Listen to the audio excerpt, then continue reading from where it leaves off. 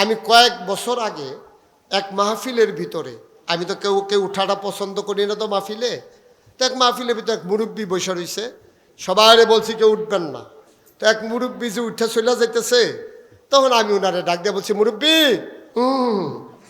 আচ্ছা এটা কি আমার দোষ? এটা তো আমি বলতেই পারি, মুরব্বী না যাইতে কইছি আর কি, এরকম তো আমরা কই। আমি এটা বলাতে আল্লাহর ফায়সালা তো, এই শব্দরে আল্লাহ এমনই পরিচয় করাই দিল, পৃথিবীর সব দেশে চলে গেছে মুরব্বী কি কারবারে পড়লাম। এই গত বছর হজে গেছে, কষ্ট হইতেছে আপনাদের? গত বছর হজে গেছিলাম। হজে যাওয়ার পরে আমি মিসফালায়, যেখানে বাঙালিরা বেশি থাকে, ওই এলাকায় আমি হাঁটতেছি একা একা। তো সৌদি আরবের ছোট একটা বাচ্চা আমারে দেখছে, কয়েকভাবে চাইছে ও আমার দিকে। তো চাইয়া ও চিনছে, শিউর হইছে। হওয়ার পরে সে আমার হাতে ধইরা টানতে টানতে এক জায়গায় নিয়ে গেছে। গিয়া দেখি ওর আব্বা আম্মা দাঁড়াই রইছে, ওই ওদের আব্বা আম্মার সামনে নিয়ে আমারে দাঁড় করাইছে। আমি কইছে কাম আজ খাইছি দৌড়া, আল্লাহ জানে কি উপায় হবে। ওইখানে নিয়া তার আব্বা আম্মারে দেখাইয়া কইতাছে, মুরব্বী মুরব্বী। ঠিক আছে, মাশাআল্লাহ, কথা বুঝ জামাই দিদি কোন লাগে না, কি জায়গাটার বিদ্যা আপনি 10,000 কইছেন, 10 লাখ কইলেও তো ভাই সেটা শুনে না। এক ভাই 10,000 টাকা মাহফিলের জন্য দিছে, মার হাবা বলবেন না? মাশা আল্লাহ যেন কবুল করেন। শেখ ফরিদ মেম্বার কই? হ্যাঁ কই মেম্বার কই? আর এই মেম্বার আপনারা পাইছেন কো? সব মেম্বার দিয়ে দেখি কামাইয়া কুমাইয়া হমান হইয়া থাকে, দেখুন হুজুর মেম্বার। উনি আর আমি আটটা গেলে তো আমারে দাওয়াত না দিয়ে ওনার নিয়ে স্টেজও তুল্লা দিব। আলহামদুলিল্লাহ, আমি এই ভালো মানুষগুলো চাই। সবগুলা মেম্বার যদি ফরিদ ভাইয়ের মতো হইতো, গমটম শুরু গমটম না, এটা নাই কই তখন চলে না, মানে উনি করে না আর কি, চলে চলে চালাইলে চলে, উনি এইসবের ভিতরে নাই। আলহামদুলিল্লাহ কর।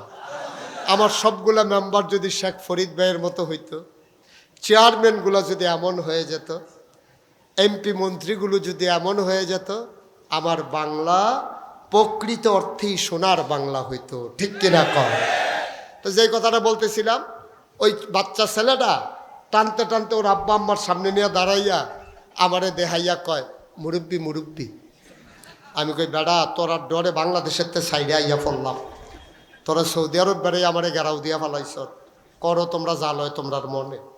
যাই হোক, এখন যে আমার একটা দেশে বিদেশে একটা পরিচিতি হইল, আমার দায়িত্ব কি কমছে না বাড়ছে? কুল্লুকুম রাইন ওয়া কুল্লুকুম মাসউলুন আন রায়াতিহি। তোমরা সবাই রাখাল, জবাব দিতে হবে রাখালির ব্যাপারে। যার পরিধি যত বড় তার জবাব তত কঠিন। মেম্বারের জবাব মেম্বারের এলাকায়, চেয়ারম্যানের জবাব ইউনিয়নে, এমপির জবাব সংসদীয় আসনে, মন্ত্রীর জবাব তার মন্ত্রণালয়ে, প্রধানমন্ত্রীর জবাব গোটা দেশের ভিতরে। ঠিক কিনা কর? আর আমি মুশতাক ফয়েজি, আল্লাহ যে আমার একটা পরিচয় বাড়াই দিল, এখন আমার দায়িত্ব কি কমছে না বাড়ছে? আমি পৃথিবীর অনেক দেশে আল্লাহ আমাকে নিয়েছেন। আমি সব জায়গায় গেলে দেখি মসজিদ আছে, মাদ্রাসা আছে। গোটা পৃথিবীতে একটা ফ্রি হাসপাতাল পাই নাই আমি যত জায়গায় গেছি। বাংলাদেশে সরকারি হাসপাতালে 10 টাকা টিকিট কাটতে হলেও ঢোকা লাগে। আমি চিন্তা করলাম, আল্লাহ যেহেতু আমার পরিচিতি বাড়াই দিছেন, এই কাজটা আমিই শুরু করবো ইনশাআল্লাহ। আমি ইনশাআল্লাহ ফ্রি একটা হাসপাতাল করে দেব। আমি না থাকলেও খেটে খাওয়া মানুষ যেন চিকিৎসা নিতে পারে। সুবহানাল্লাহ বলবেন না?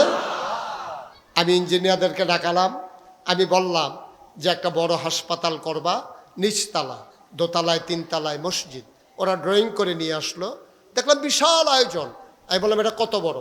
কয় যে হুজুর এইটা কত বড় আপনি একটা আন্দাজ করলে বুঝবেন যে মসজিদ হবে দোতলায়, 3 তলায়, নিচতলায় হবে হাসপাতাল। এই মসজিদে একসাথে নামাজ পড়বে 6,000 লোক।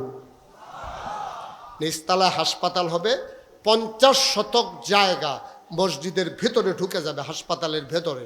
আমি বললাম বলি কি, তো এই জায়গা পাবো কই? হুজুর আপনার তো অনেক জায়গা টায়গা আছে, কেনা একটা জায়গা দিয়ে দেন।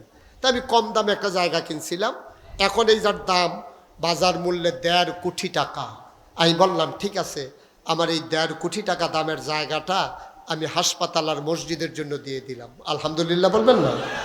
আমি বললাম এবার বলো মসজিদটা করতে কত লাগবে, হাসপাতাল? হুজুর এটা করতে লাগবে 30 কোটি টাকা। কয় কোটি? 30 কোটি। আমি খুব ভয় পাইলাম, আমি গরিব মানুষ, এত টাকা দেবো কোত্থেকে? হুজুর একটা নিয়ত করে। তখন আমি নিয়ত করলাম, আল্লাহ 1 বছর মাহফিল করে যত টাকা হাদিয়া পাই, ড্রাইভারের বেতন, গাড়ির তেল খরচ, পারিবারিক টুকটাক খরচ বাদ দিয়া যত টাকা আমার কামাই হবে সবটা আমি মসজিদে হাসপাতালে দিয়ে দেব। আপনাদের এই ছেলেটা আমাকে দাওয়াত দেওয়ার জন্য গেছিলেন না আপনি? তারা আরও অনেক লোক মিল্লা আমাকে গেছিল। তখন ওনারা দেখে আসছে, আমি চিন্তা করলাম ইনশাল্লাহ করব মসজিদ। 1 বছরের টোটাল মাহফিলের কামাই আমি আমার মসজিদে দিয়ে দেব ইনশাআল্লাহ। আমি 1 বছরে জমাইলাম 25 লক্ষ টাকা। কয় লাখ? ড্রাইভারের বেতন, গাড়ির তেল, আনুষঙ্গিক খরচ বসেন দিয়া বাদ দিয়া জমাইলাম 25 লাখ। শুরু করলাম মসজিদের কাজ। 24 সালের জুন মাসের 1 তারিখ একতলার ছাদ দিয়ে ফেললাম। 25 সালের সেপ্টেম্বরের 19 তারিখ দোতলার ছাদ দিয়ে ফেললাম। আজকে পিলারগুলো উঠে গেছে, 3 তলার ছাদ হবে। ইঞ্জিনিয়ারকে জিজ্ঞেস করলাম কত লাগবে?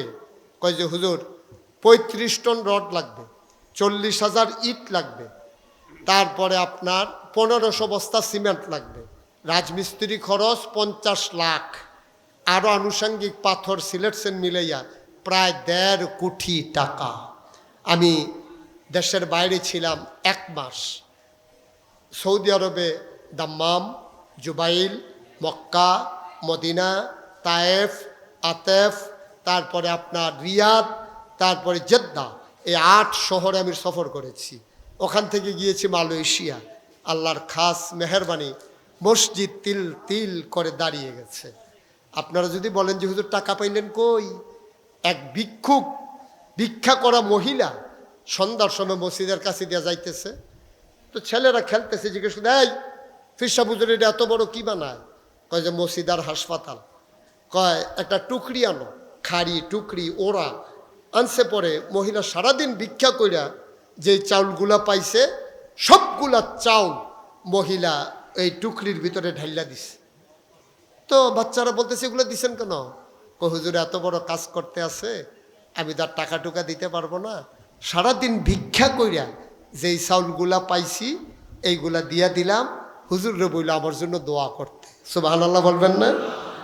আজকে আমি মাদ্রাসা থেকে বের হয়েছি দুপুরবেলা, আমি হিসাবটা একটু টান দিয়া দেখলাম 6,92,00,000 টাকা আজকে পর্যন্ত আল্লাহর খাস মেহেরবানি মসজিদের পেছনে খরচ হয়ে গেছে। আলহামদুলিল্লাহ বলবেন না? আমি আপনাদের জন্য দোয়া করব। দোয়া করার আগে আমি আপনাদের কাছে দোয়া চাই। আমার এই স্বপ্নের মসজিদ, আমি ঘুমাইতে গেলে ঘুমাইতে পারি না, স্বপ্নে দেখি মসজিদ। আমি খাইতে গেলে চোখের সামনে মসজিদ ভেসে ওঠে। সবাই মিলে আমার এই মসজিদটার জন্য দোয়া করেন।